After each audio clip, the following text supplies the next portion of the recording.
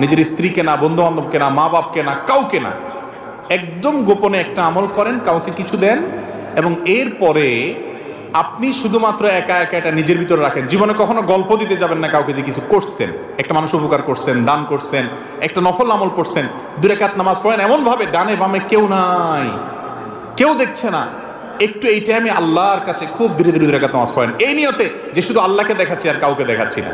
এরকম যদি 2 রাকাত নামাজ পড়তে পারেন, 10 টাকা দান করতে পারেন, একটা মানুষ উপকার করেন, কাউকে দেখালেন না, কেউকে জানতেও দিলেন না, আল্লাহর কসম করে বলছি, আল্লাহর কসম করে বলছি, যে তৃপ্তিটা আপনার মনের ভিতরে হবে, হাজার হাজার লক্ষ লক্ষ লাইক কমেন্ট পায় সেই তৃপ্তি কখনো পাবেন না।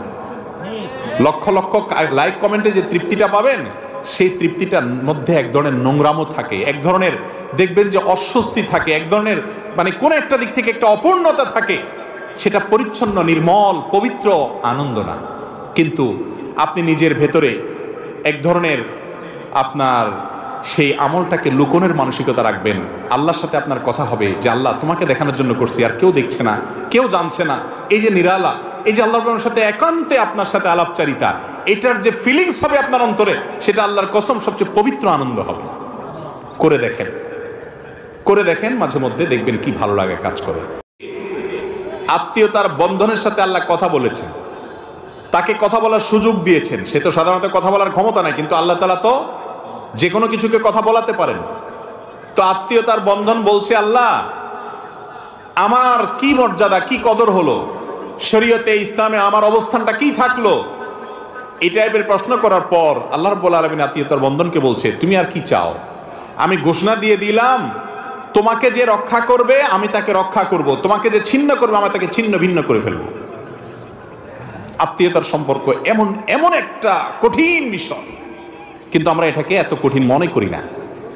বিশেষ করে সামাজিক যোগাযোগের মাধ্যমের উন্নতির এই যুগে আমরা এত বেশি সামাজিক হয়ে গেছি অনলাইনে, যে অফলাইনে বা বাস্তবিক জীবনে আমরা তত বেশি অসামাজিক হয়ে গেছি। এক একজন মানুষের আমাদের ফেসবুকে 5,000 করে বন্ধু। কত করে? 5,000। 5,000 সর্বোচ্চ আমাদের বন্ধু, 5,000। এই বন্ধুর হক আদায় করতে করতে আমাদের অবস্থা খারাপ। আল্লাহ তাআলা আমাদেরকে বেঁচে থাকার তৌফিক দান করুন। নাম্বার 3, কোন মুসলমানের ইজ্জত নষ্ট করা, এটা খুব ভয়াবহ একটা ব্যাপার। নবী করিম সাল্লাল্লাহু আলাইহি সাল্লাম বলেছেন, যদি কোনো মানুষ কোনো একটা মানুষকে এমন কোনো জায়গায় অপমান করে, যে জায়গায় লোকটা আসলে কোনো বিপদে আছে, ওই জায়গায় আপনি তাকে অপমান করলেন, চান্সে আপনি তার উপরে আরো চড়াও হলেন, আল্লাহ রাব্বুল আলামিন আখিরাতের শাস্তি তো আছে, দিবেনই, দুনিয়াতে এটা জমা করে রাখবেন। এবং আপনি এমন কোন জায়গা, যে জায়গায় আপনার প্রেস্টিজ ইস্যু হয়ে দাঁড়াবে, আপনি চাবেন যে সেখানে আপনাকে কেউ হেল্প করুক, কিন্তু সেই জায়গায় আল্লাহ তাআলা অন্য কাউকে দিয়ে আপনাকে অপমান করাবেন, রেহাই নেই। কোন মানুষকে যদি তুচ্ছ করেন, অপমান করেন, তার শাস্তি আল্লাহ তাআলা দুনিয়াতে নগদ দিবেন। আমাদের মধ্যে এই রোগটাও অনেক বেশি। কিছু কিছু অপরাধ আছে ভাই, যে অপরাধগুলো আমরা আঁচ করি না, বুঝি না, অনুমান করি না। একজন জেনা করছে, বুঝি খারাপ কাজ করছে, মদ খাইছে, বুঝি খারাপ কাজ করছে, খুন করছে, বুঝি জানি যেটা খারাপ কাজ করছে, কিন্তু একটা মানুষকে আপনি কথায় কথায় হাসির ছলেই অপমান করে দিলেন, বেইজ্জত করে দিলেন, ছোট করে দিলেন, তার হক নষ্ট করে দিলেন, হাসতে হাসতে করে ফেলছেন, টেরও পান নাই। আছে না নাই এগুলা? আমাদের যুবকদের মধ্যে দেখবেন যে রোস্টিং ভিডিওর একটা আপনার কালচার আছে। রোস্টিং ভিডিও বুঝেন আপনারা? আমরা সাধারণত জানি মুরগি রোস্ট করে, রোস্টিং ভিডিওতে মুরগির রোস্ট হয় না, মানুষের রোস্ট হয়। শব্দটার মধ্যেই বোঝা যাচ্ছে কি পরিমাণ অ্যাগ্রেসিভ কর্মকাণ্ড সেখানে হতে পারে। নবী সাল্লাল্লাহু আলাইহি ওয়াসাল্লামের ওয়াদা, জুলুম, অবিচার, অত্যাচার, লুণ্ঠন এবং দুঃশাসন, অপশাসন, মানুষের প্রতি মানুষকে কষ্ট দেওয়া, এই কাজগুলো যারা করে আল্লাহ তাআলা তাদেরকে দুনিয়াতে শাস্তি দেন, আখিরাতটা তো আছেই। প্রিয় ভাইরা আমার, আমরা প্রত্যেকে যদি নিজের হিসেবটা করি যে আমি আমার অধীনে কার প্রতি জুলুম করার মতো আছে। ইয়াং মানুষ 2-4-5 বন্ধু মিলে হোটেলে খাইতে গেছেন, মেসিয়ারকে ডাক দিচ্ছেন, টোনটা কি থাকে তখন বলেন? টোন থাকে তখন ধমকের টোন। এই চা নিয়ে আসো। আরে কতক্ষণ বললাম, এখনো সময় হয় না, কানে শুনো নেই? 2-4-5 জন একসাথে থাকলে গায়ে একটু গরম গরম লাগে, তাই না? বাসে উঠছেন 4-5 বন্ধু মিলে, বিশেষ করে যুবকরা, তখন শরীরে একটা ভাব আসে, তাই না? মানে তখন ধরাকে সরা মনে করেন, এরে ধাক্কা দিচ্ছেন, ওরে ধাক্কা দিচ্ছেন, কাউকে দেখার সময় নেই। হ্যাঁ, কন্ট্রাক্টর বেটারে ডাক দিচ্ছেন, টাকা যা দিচ্ছেন, বেচারা কিছু বলার সাহস নাই। কি আবার কি কোনো কথা বলবি নাকি? না ভাই, কোনো কথা নাই, যা তাহলে চলে যা। এরকম একটা ভাবসাব থাকে কি থাকে না? এগুলো কিন্তু সব জুলুম হচ্ছে। আপনি অবিচার করছেন, আপনি কষ্ট দিচ্ছেন, অন্যায় আচরণ করছেন, গায়ের জোর দেখাচ্ছেন, বন্ধু কয়েকজন মিলে গেছে, শরীরে ভাব চলে আসছে। এরকমগুলো আমাদের মধ্যে আছে না নাই? এই একই যুবক যখন একা একা চা দোকানে যায়, তখন কিন্তু বিড়ালের মতো বলে, মামা 1 কাপ চা দেন। ঠিক না ঠিক? আলামিন বান্দার হকের ব্যাপারে অনেক সাবধান হতে বলছেন, অনেক সাবধান, অনেক সাবধান। আপনি আল্লাহর 10টা হুকুমের নাফরমানি করেছেন, মাপ চেয়ে ক্ষমা পাবেন আশা করা যায়। একজন অসহায় মানুষের প্রতি জুলুম করেছেন, ধাক্কা দিয়েছেন, এটা মাপ পাবেন কিনা কিয়ামতের ময়দানে এই আশা খুবই ক্ষীণ।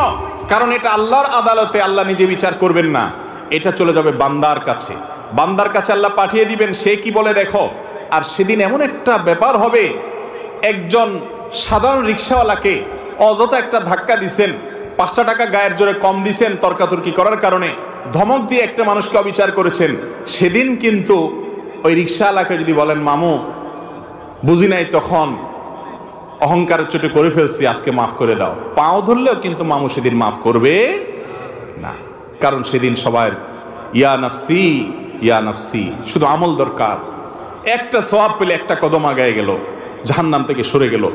ইয়াউমা ইয়াফিরুল মারউ মিন আখিহি ওয়া উম্মিহি ওয়া আবিহি, সেদিন বাপ থেকে, ভাই থেকে, স্ত্রী থেকে, একে অন্য থেকে পলায়ন করবে, সবাই ইয়া নাফসি করবে, কেউ কাউকে ছাড়বে না।